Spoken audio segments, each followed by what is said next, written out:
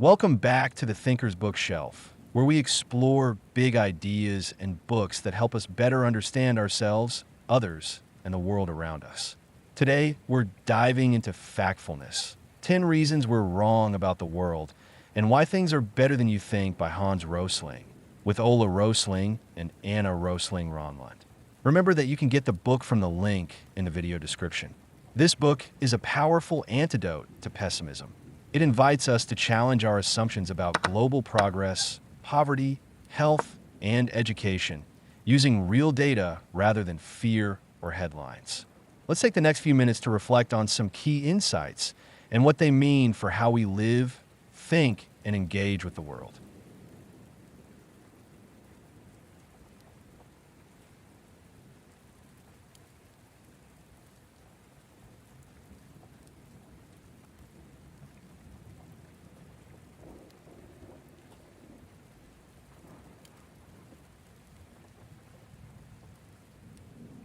Rosling starts by exposing the gap instinct, the tendency to split the world into two opposing groups: rich versus poor, developed versus developing, us versus them.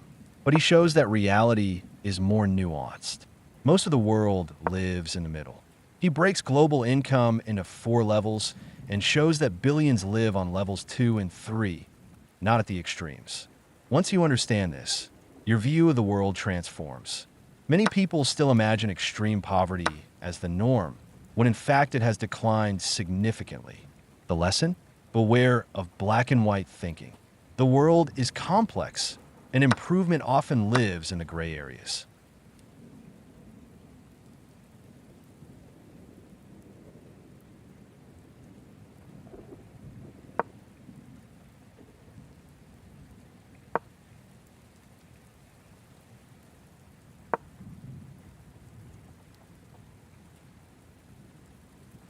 Humans are wired to pay attention to bad news.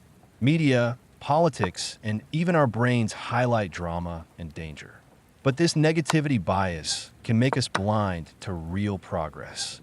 Rosling doesn't deny that problems exist. Instead, he asks us to look at the full picture. Infant mortality is down. Life expectancy is up. Literacy is improving globally. These are facts, not opinions. Being factful doesn't mean being naive. It means balancing concern with context. There's a difference between being aware and being alarmed.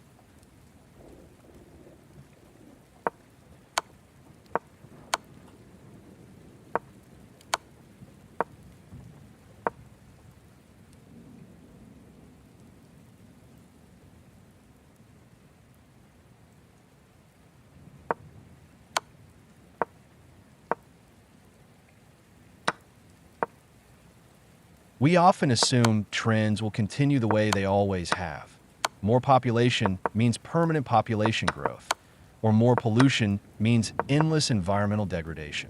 But real-world systems change. For example, population growth is slowing as birth rates fall in many countries. The number of children in the world has stopped increasing. That's not something you hear every day. Understanding this helps us make better predictions and respond with smarter policies. Reality bends and curves and levels out. Not everything is a straight line.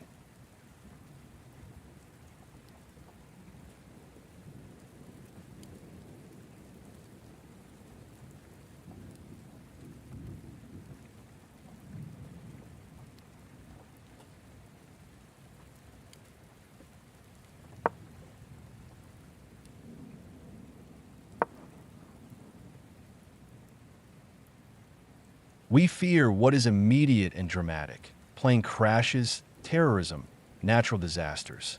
But Rosling emphasizes that these are not the greatest threats we face.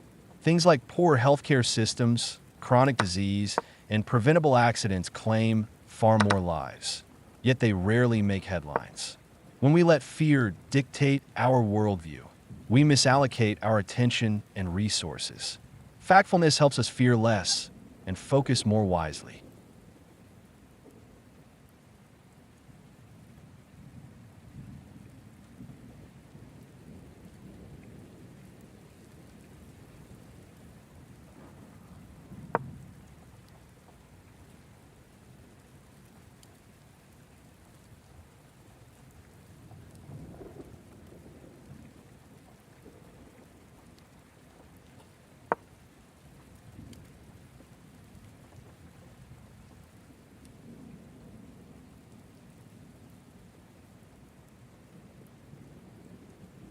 Big numbers scare us, but big numbers without context can be misleading. Saying X million people are in poverty sounds overwhelming until you understand the proportion, the trend, and the context. Rosling teaches us to look at rates, comparisons, and histories. Don't just ask how big something is, ask what it means relative to the past and the whole picture.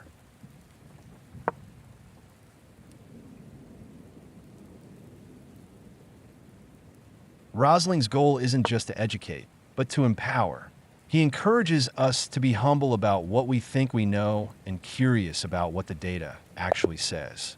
He challenges readers to replace instinct with inquiry. Instead of saying things are getting worse, ask, is that true? Look it up. Explore the evidence. This doesn't just lead to better understanding, it leads to hope. Because when we see progress, we are more motivated to protect and expand it.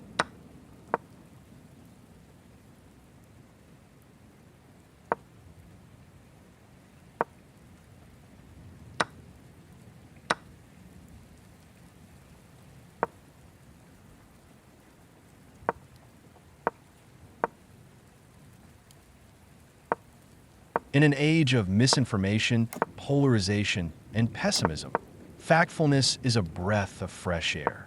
It reminds us that progress is happening, slowly, unevenly, but undeniably. It doesn't ask us to ignore problems, but to ground our action in truth, to see that the world, for all its messiness, is getting better in many measurable ways. Rosling writes not from a place of naive optimism, but from a deep love of humanity and a commitment to truth. He urges us to be wise, data-informed, and grounded in reality, because that's where real change starts.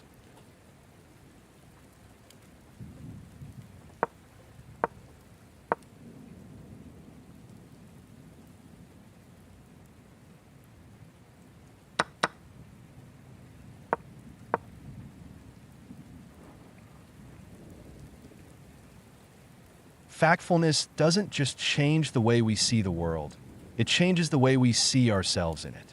It calls us to question what we've absorbed from headlines, assumptions, and education. It calls us to think slowly, ask more questions, and be humble in the face of complexity. So as you move through your day, pause the next time you hear a sweeping statement about how terrible the world is. Ask yourself, is that true? What does the data say? Could there be another story unfolding? One of progress, resilience, and quiet improvement? Because the world is not as divided, broken, or doomed as we think. In many ways, it's better than ever. And the more clearly we see that, the better we can help make it better still.